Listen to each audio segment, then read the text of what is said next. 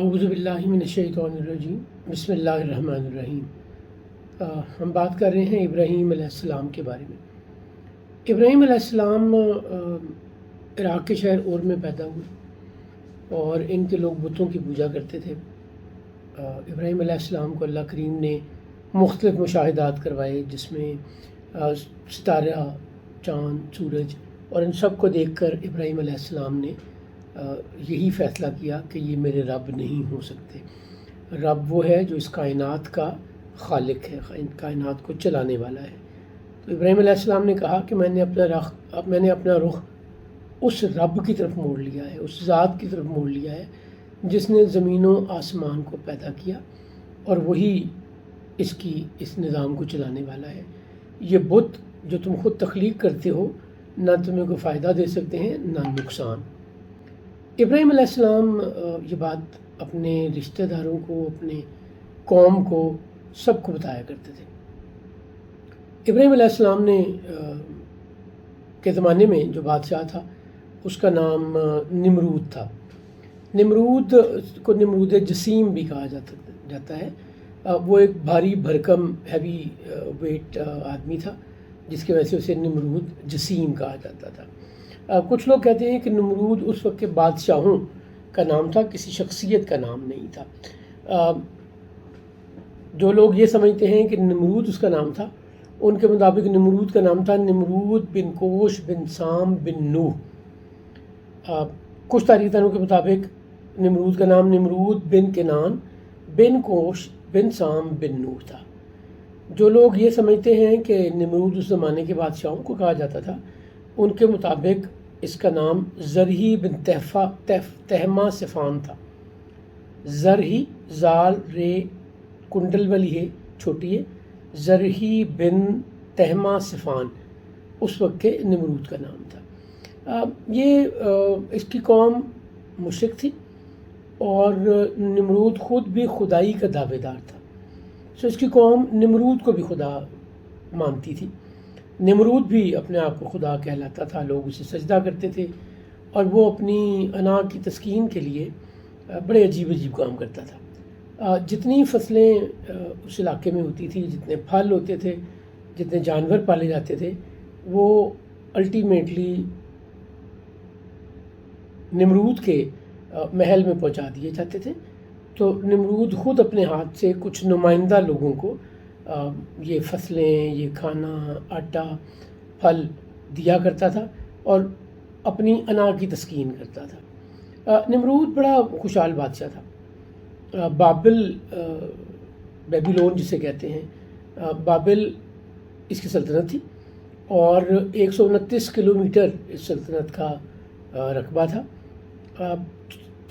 چکور شکل میں یہ شہر تھا، اور اس کے ارد گرد فصیل قائم تھی، اور مزید یہ ہے کہ اس فصیل کے باہر ایک خندق بھی کھودی گئی تھی جس میں پانی چھوڑا جاتا تھا، اور فصیل کے مختلف جگہوں پر چوکیدار یا سیکیورٹی گارڈ پکٹ میں اس کی حفاظت کے لیے موجود تھے۔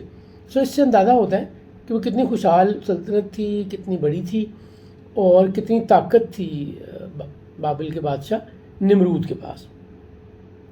نمرود لوگوں کو راشننگ کرتا تھا، اور جیسے میں نے پہلے بتایا ہے کہ وہ کچھ نمائندہ لوگوں کو اپنے محل میں بلا کے اپنے ہاتھوں سے رزق یا فصل، غلہ دیا کرتا تھا، اور وہ غلہ دینے سے یا رزق دینے سے پہلے ان سے اقرار کروایا کرتا تھا۔ وہ ایک سوال پوچھا کرتا تھا۔ سوال یہ ہوتا تھا کہ تمہارا رب کون ہے؟ لوگ اس کے جواب میں کہتے کہ تم ہمارے رب ہو، تو خوش ہو کر نمرود ان کو غلہ دیتا، ان کے کھانے پکانے کا رزق ان کے حوالے کرتا۔ اسی سب سیٹ میں، اسی سلیکشن سیٹ میں ایک دن ابراہیم علیہ السلام بھی آ گئے۔ ابراہیم علیہ السلام اس سے بالکل ینگ تھے۔ ابراہیم علیہ السلام کی باری آئی تو نمرود نے کہا تمہارا رب کون ہے؟ اب ابراہیم علیہ السلام اللہ کے نبی، ہدایت یافتہ، جنہیں اللہ نے ہر قسم کے مشاہدات بھی کروا دیے، ان کا علم تو بہت بڑا تھا۔ ابراہیم علیہ السلام نے کہا میرا رب، تم میرے رب نہیں ہو، میرا رب وہ ہے جو زندگی اور موت دیتا ہے۔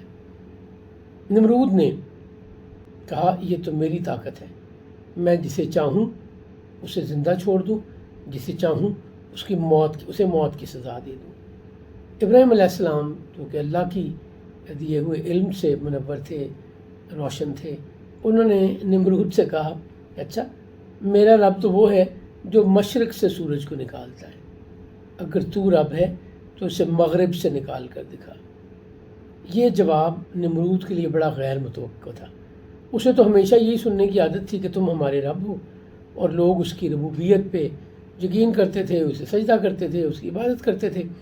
اب یہ اللہ کا ہدایت یافتہ بندہ، اللہ کے ہدایت یافتہ نبی، اللہ کے دیے ہوئے علم سے ایسا سوال کیا کہ قرآن کریم اس سچویشن کے بارے میں بتاتا ہے کہ فرعون ایسے ہو گیا جیسے اس کے جسم میں جان ہی نہیں ہے۔ وہ اتنا پریشان ہوا، اتنا شرمندہ ہوا اپنے مصاحبوں کے سامنے، اپنے وزراء، عمراء، سفراء کے سامنے جو اس کے دربار میں موجود تھے، کہ ایک نوجوان نے نمرود کو لاجواب کر دیا۔ اسے بڑا غصہ آیا اور اس نے ابراہیم علیہ السلام کو غلہ دینے سے انکار کر دیا۔ ابراہیم علیہ السلام بڑی ہی عزت اور وقار کے ساتھ وہاں سے نکلے اور محل سے باہر چلے گئے۔ اب گھر جاتے ہوئے ابراہیم علیہ السلام نے سوچا کہ گھر والے تو انتظار میں ہوں گے کہ میں آؤں گا تو غلہ لے کے آؤں گا، تو غلہ تو نہیں ملا، چونکہ وہ ملنا بھی نہیں تھا۔ انہوں نے تو اللہ کے ہدایت پہ وہ بات کہی جو نمرود کو ناگوار تھی، اس کی ربوبیت کا انکار۔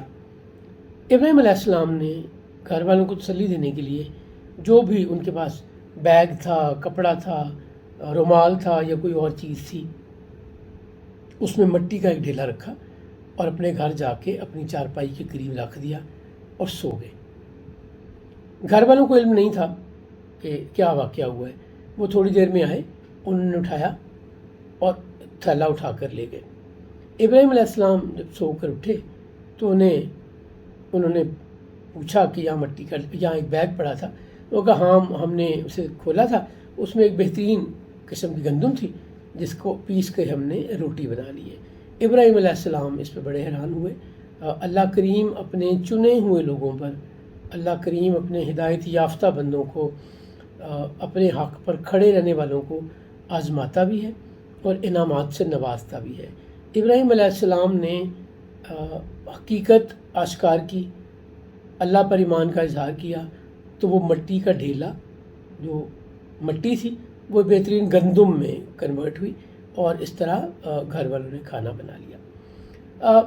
ابراہیم علیہ السلام یہی رہتے رہے اور اپنے خیالات، اپنی تعلیمات، اللہ کے حکم کا پرچار کرتے رہے، تبلیغ کرتے رہے، اپنے لوگوں کو بتاتے رہے کہ تم ان بتوں سے پرے رہو، یہ شرک نہ کرو، اللہ واحد ہے، کوئی اس کا ہمسر نہیں، کوئی اس کے برابر نہیں، کوئی اس جیسا نہیں۔ لیکن قوم یہ ماننے کو تیار نہیں تھی۔ پھر ایک مزیدار واقعہ ہوا۔ ابراہیم علیہ السلام نے اپنے لوگوں کو کہا کہ میں تمہارے ساتھ ایک چال چلوں گا اور پھر تمہیں اس بات کی سمجھ آئے گی۔ جب ابراہیم علیہ السلام لوگوں کو اللہ کی طرف دعوت دیتے تھے، بتوں کی حقیقت بتاتے تھے کہ نہ یہ نفع دے سکتے ہیں نہ نقصان دے سکتے ہیں، تو لوگ ان سے پوچھتے تھے کہ تم ہم سے دل لگی کر رہے ہو یا واقعی ایسا ہے، تمہارے پاس کوئی دلیل، کوئی ایسا علم بھی ہے؟ ابراہیم علیہ السلام جواب میں انہوں نے کہا کہ میں ایک ایسی چال چلوں گا کہ تم لوگوں کو بڑی اچھی طرح یہ ساری چیزیں آشکار ہو جائیں گی۔ ابراہیم علیہ السلام کی قوم ایک تہوار منایا کرتی تھی، آپ آسان لفظوں میں یوں سمجھے کہ عید منایا کرتی تھی۔ جب وہ عید مناتے تھے تو تمام لوگ، چھوٹے بڑے، عورتیں مرد بچے بوڑھے بیمار، تمام لوگ ایک میدان میں جاتے تھے اور سارا دن اپنی مشغولات میں، اپنی معمولات میں، اپنی گیم میں، انجوائمنٹ میں، ہلا گلا میں، فن میں بزی رہتے تھے۔ ابراہیم علیہ السلام اس تہوار کے دن اپنے لوگوں کے ساتھ اس میدان میں نہیں گئے۔ ابراہیم وہیں قائم اپنے گھر پر رہے۔ ابراہیم علیہ السلام گئے تو انہوں نے عبادت خانہ میں گئے تو انہوں نے دیکھا کہ بہت سارے بت وہاں موجود ہیں اور ان کے درمیان ایک بڑا بت بھی موجود ہے جن کو یہ خدا سمجھتے ہیں۔ ابراہیم علیہ السلام نے ان کے ساتھ ایک چال چلی اور واپس گھر آ گئے۔ جب اگلے دن یہ لوگ اپنی عبادت گاہ میں گئے تو جو سین انہوں نے دیکھا وہ دیکھ کر ان کے ہوش بھی اڑ گئے اور حیران بھی ہو گئے۔ کیا واقعہ ہوا اس کی تفصیل انشاءاللہ ہم اگلے سیشن میں بات کریں گے۔ اگر آپ کے کوئی بھی سوال قصص الانبیاء کے حوالے سے ہوں تو ہماری یوٹیوب چینل پر یا کامنٹس میں ضرور پوچھیے، ہمیں بڑی خوشی ہوگی، ہم وہ سوال ڈسکس کریں گے۔ تو آج کے لیے اتنا ہی، اللہ حافظ۔